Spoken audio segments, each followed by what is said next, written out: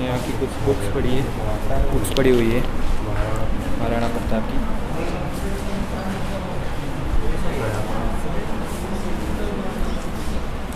ये उनका कवच पड़ा पूरा पहनने का महाराणा प्रताप का।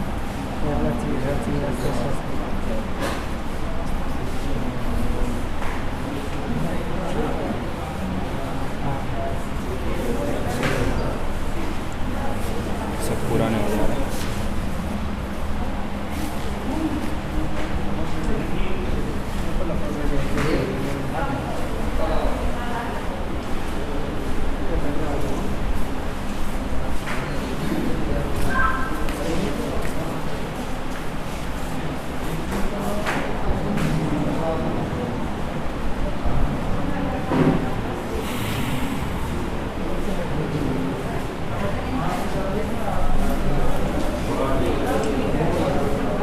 लाइट तो नहीं लग रही।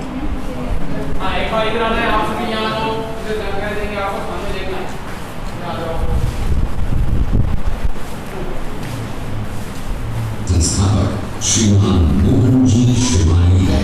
उन्होंने वरिष्ठ अध्यापक की नौकरी से स्वेच्छा सेवानिवृत्ति लेकर अपनी पैतृक भूमि पर इस संग्रहालय का निर्माण करवाया और मुख्य सहयोगी उनकी पत्नी श्रीमती विमला देवी श्रीमानी इनके साथ कंधे से कंधा मिलाकर चली। इस सपने को साकार करने के लिए उन्होंने अपना सब कुछ न्यौछावर कर दिया। 18 जून 1576 ईस्वी को हल्दी घाटी का घमासान युद्ध हुआ था। ये युद्ध केवल एक दिन का था, जो मेवाड़ के राजा महाराणा प्रताप एवं मुगल अकबर की सेना के मध्य हुआ था। इस युद्ध में अकबर स्वयं नहीं आए थे। उन्होंने आमेर जयपुर के कुंवर मानसिंह जी को अपना सेनापति बनाकर भेजा था। हल्दी घाटी का युद्ध 5 किलोमीटर लंबे और 200 मीटर चौड़े क्षेत्र में हुआ। आप लोग सही संग्रहालय में खड़े हैं। संग्रहालय से 200 मीटर की दूरी पर चेतक की समाधि है, जहां पर महाराणा प्रताप के स्वामिभक्त घोड़े चेतक को दफनाया गया था। यहाँ से 2 किलोमीटर की दूरी पर हल्दी घाटी दर्रा है। इस दर्रे की विशेषता है कि यहाँ की प्राकृतिक मिट्टी व पत्थरों का रंग हल्दी जैसे पीले रंग का है। इस दर्रे के चारों तरफ महाराणा प्रताप की भील आदिवासी सेना राणा पूंजा के नेतृत्व में तैनात थी। ये सेना तीर, भाले, पत्थर चलाने में कुशल थी। यहाँ से 1 किलोमीटर की दूरी पर शाहीबाग है, जिसमें मुगल सेना का पड़ाव था। महाराणा प्रताप की सेनाओं ने मुगल सेना को यहाँ से 3 किलोमीटर दूर पीछे समतल क्षेत्र में, जहाँ भी खमनोर गांव है, वहां तक खदेड़ दिया। इसी खमनोर गांव के पास बनास नदी के पास समतल मैदान में 7 घंटे का भयानक युद्ध हुआ। जब ये युद्ध समाप्त हुआ तो वहां पर मानसूनी बरसात हुई और वहां पर कटी हुई लाशें और खून ने पानी में मिलकर एक तलाई का रूप ले लिया। इतिहासकारों ने इस तलाई को रक्त तलाई का नाम दिया। यहीं पर एक बगीचा बनाया हुआ है और जो इस युद्ध में शहीद हुए थे उनके स्मारक इसी बाग में बने हुए हैं। इस लड़ाई की विस्तृत जानकारी आपको एक फिल्म के द्वारा दी जाएगी। कतरा मोटा वीडियो देख लंबाई में छोड़े। ये देख सकते हो, ये महाराणा प्रताप का साफा है। ये देख सकते हो कितना बड़ा है, तो उनकी बॉडी का अंदाज़ा आप लगा सकते हो। ये देख सकते हो इतना बड़ा साफा है, इतना बड़ा है, देख सकते हो। ये उनके सब कवच है।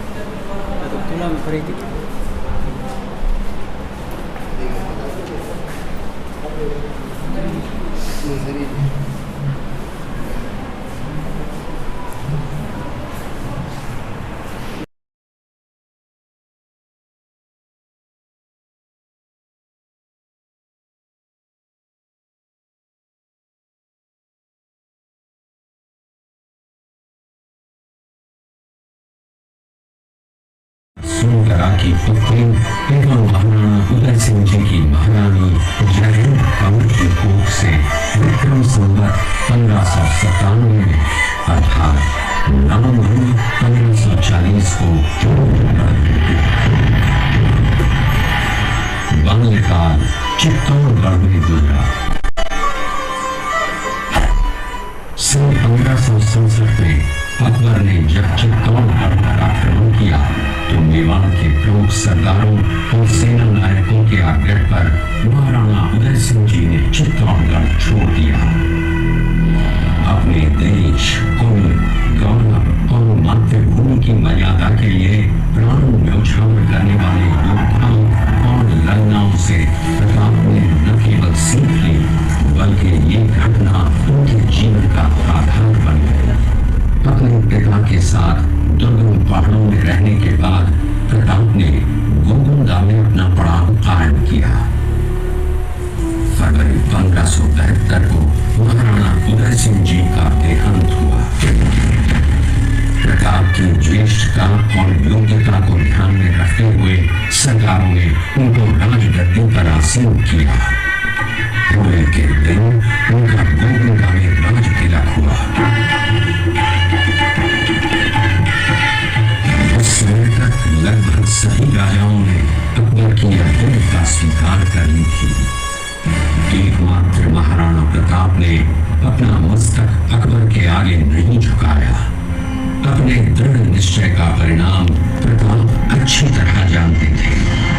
प्रताप मुगलों से लोहा लेने की तैयारी में जी जान से जुट गए। 18 जून 1576 की सुबह हल्दी घाटी और खंगूर के मध्य एक मैदान में ऐतिहासिक युद्ध हुआ जो बाद में रक्त तलाई के नाम से जाना गया। महाराणा प्रताप की सेना गोगुंदा से हल्दी घाटी पहुंची, जबकि सेनापति कुंवर मान सिंह जी जयपुर के नेतृत्व में मुगल सेना ने हल्दी घाटी के ठीक नीचे मैदान में अपना मोर्चा जमाया। मुगल सेना के हरावल दस्ते द्वारा घाटी में घुसपैठ करने के प्रयास की प्रतिक्रिया स्वरूप महाराणा प्रताप की सेना मुगलों पर टूट पड़ी। प्रताप के हरावल सैन्य दलों का नेतृत्व पठान हाकिम खान कर रहे थे। वीरू राणा, जो राणा कुंजा के नाम से भी जाने जाते हैं, उनके नेतृत्व में भील आदिवासियों ने गोरिल्ला पद्धति से युद्ध करते हुए मुगलों की शक्ति बढ़ा दी। देखते ही देखते शाही सेना में खलबली मच गई। तलाई घोड़ों के कांपों, हाथियों की चिंगारियों और तलवारों के झंकारों से गूंज उठी। चारों तरफ हाहाकार मच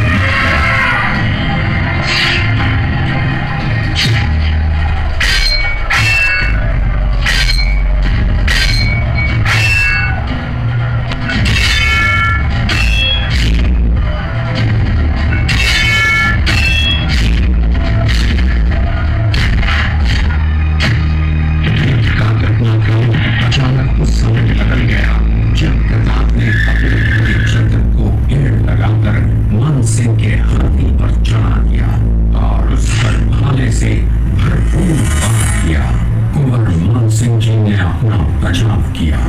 हाथी से उतरते समय चेतक की एक टांग कट गई। इस स्थिति को भांपकर महाराणा प्रताप के हमशक्ल सेनापति झालामान ने महाराणा प्रताप से आज्ञा लेकर उनका राजमुकुट धारण किया।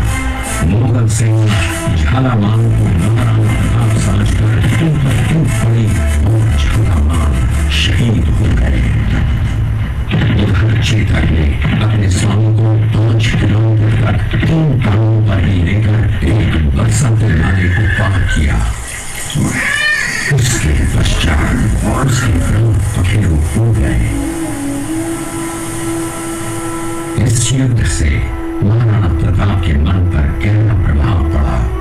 परिणाम स्वरूप उन्होंने मुगलों पर विजय प्राप्त करने तक राजसी ठाट बाट छोड़ने और पत्तों पर भोजन करने का प्रण लिया, जिसे उन्होंने जीवन भर निभाया। महाराणा प्रताप ने अपना सैन्य बल बढ़ाकर सर्वप्रथम अरावली पर्वत की घाटियों में बसे दिगेर पर चढ़ाई कर विजय प्राप्त की। इसके बाद कुंभलगढ़ पर ही विजय प्राप्त की। सिर्फ चित्तौड़गढ़ को छोड़कर सारे मेवाड़ को अपने अधीन कर लिया। कालांतर में महाराणा ने चावल में अपनी राजधानी स्थापित की।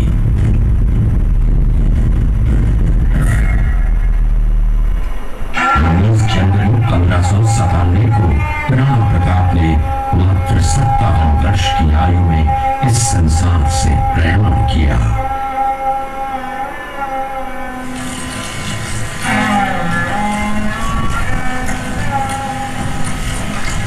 हल्दी घाटी का युद्ध एक सांप्रदायिक युद्ध न होकर आत्मसम्मान, मातृभूमि की स्वतंत्रता व स्वाधीनता का संघर्ष था।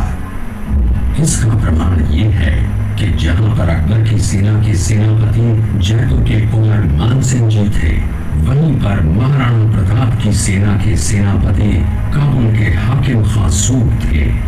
महाराणा प्रताप स्वतंत्रता की वेदी पर एक ऐसा अंगारा था जो आत्मसम्मान और देश गौरव के लिए दिन रात जलता रहा, धड़कता रहा और अंत में बुझकर भी उसने देश में ऐसा लौट भर दिया जिसकी प्रखर किरणों ने भारत माता को गुलामी की जंजीरों से मुक्त कराने के लिए सदा प्रेरित किया।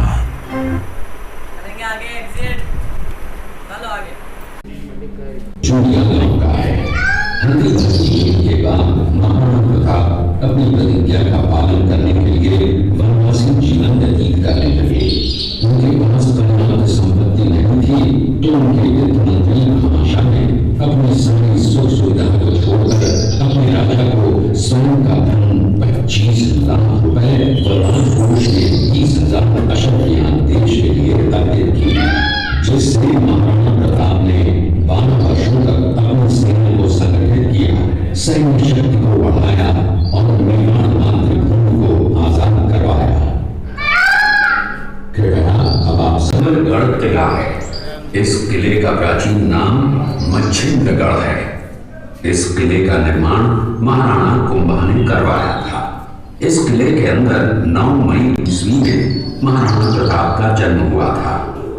प्राचीन राजधानी चित्तौड़गढ़ का है।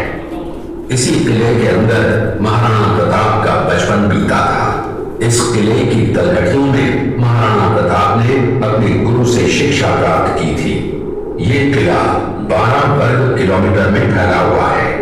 इस किले पर जब भी विदेशी आक्रांताओं ने आक्रमण किया और उस आक्रमण में कोई भी राजा व सैनिक वीर गति को प्राप्त कर लेते तो उनकी पत्नियां वीरांगनाएं अपने सतीत्व की रक्षा करने के लिए जलती हुई अग्नि में कूद प्राणों को त्याग देती थी, जिसे हम जौहर कहते हैं। चित्तौड़गढ़ में 3 मुख्य बड़े जौहर हुए थे। प्रथम जौहर 1303 ईस्वी में रानी पद्मिनी ने 16,000 स्त्रियों वीरांगनाओं के साथ जौहर किया था, सिर्फ अल्लाउद्दीन खिलजी के कारण। दूसरा जौहर 1535 ईस्वी में दिल्ली के शासक बहादुर शाह के समय में रानी कर्मावती ने वीरांगनाओं के साथ किया। और तीसरा जौहर 1568 ईस्वी में सम्राट अकबर ने चित्तौड़गढ़ पर आक्रमण किया। उसी समय रानी फूलकुंवरी ने 60,000 वीरांगनाओं के साथ जौहर किया। फिर भी सम्राट का मन नहीं भरा। अंत में 30,000 आम लोगों का कत्लेआम करवाना, मौत के घाट उतरवाना, ये सम्राट का वास्तविक चेहरा था। इस किले में देखने योग्य विजय स्तंभ है, कीर्ति स्तंभ, मीरा मंदिर, जैन मंदिर, कालिका माता मंदिर, भामाशाह हवेली, कुंभाश्याम मंदिर, फतेह प्रकाश महल है। ये किला यहाँ से 140 किलोमीटर दूरी पर है। ये देखते हुए सभी अतिथि आगे की तरफ चले। जयपुर शेरपुर पहुंचा तब इसका पता कुंवर अमर सिंह को चला, जो महाराणा प्रताप के पुत्र थे। अमर सिंह ने शेरपुर छावनी पर अचानक आक्रमण कर दिया। उस आक्रमण में मुगल सेना में भगदड़ मच गई। मुगल सेना को अपनी लेकर भागना पड़ा। छावनियों के अंदर से लूटा हुआ माल व अब्दुल रहीम खान खाना, जिसकी बेगम आनी खान को बंदी बनाकर महाराणा प्रताप के सामने पेश किया गया। तब अमर सिंह पर महाराणा प्रताप क्रोधित हुए और कहा, जहां से इस नारी को बंदी बनाकर लाए हो, इसे पुनः ससम्मान लौटा कराओ। महाराणा प्रताप ने कहा, हमें नारी से कोई दुश्मनी नहीं है, हमें तो देश विद्रोहियों से दुश्मनी है जिन्होंने चारों तरफ आतंक फैलाया है। महाराणा प्रताप के आदेश का पालन करते हुए कुंवर अमर सिंह ने उस मुगल नारी को ससम्मान शाम तक पहुंचाया।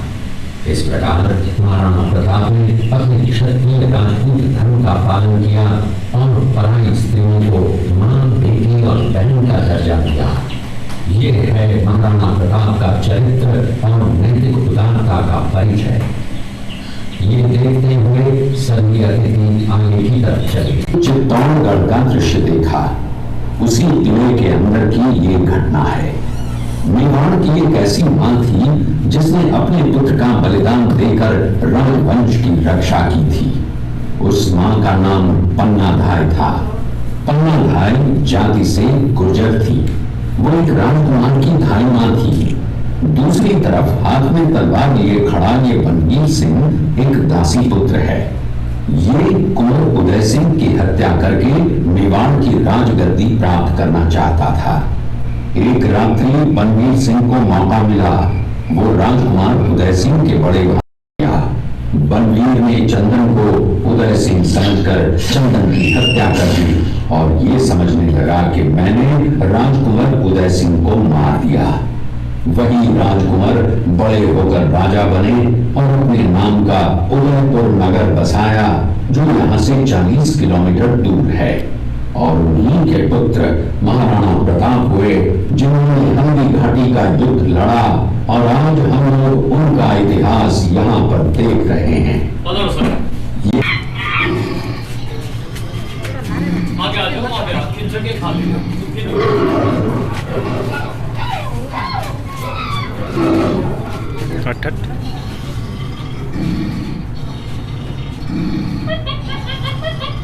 वीरता को दर्शाती है।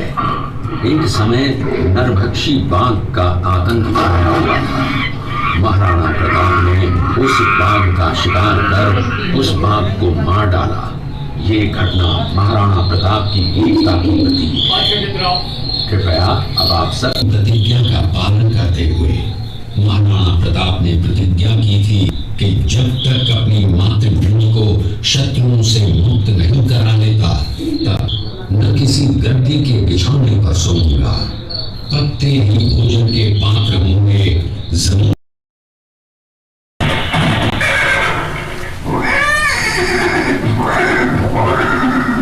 ये दृश्य महाराणा प्रताप और सुविख्यात स्वामी भक्त घोड़े चेतक के अंतिम मिलन का है। हल्दी घाटी युद्ध के बाद चेतक घोड़े ने 22 फीट के एक बरसाती नाले को पार किया। ये उसी समय का दृश्य है। पास में खड़े महाराणा प्रताप के छोटे भाई शक्ति सिंह हैं, जो पहले मुगल सेना में थे। बाद में वो महाराणा प्रताप की तरफ क्यों बड़े भाई, अगर बीच में से स्टार्टिंग में अगर आप हाथ निकल जाते हैं, आप लोग इतना सारा नहीं देख पाते। आज तो वापस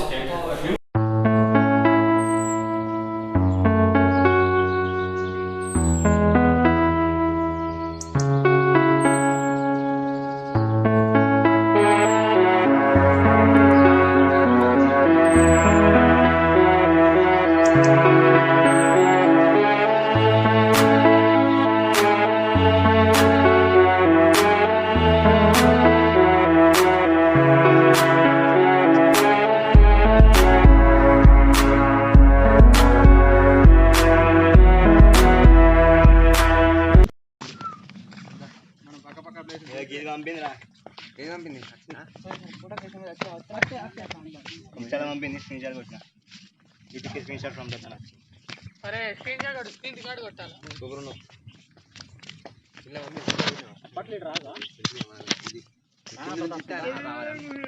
చిత్త సారా అన్న మన పేరు కూడా రాలేదు కదా అమ్మ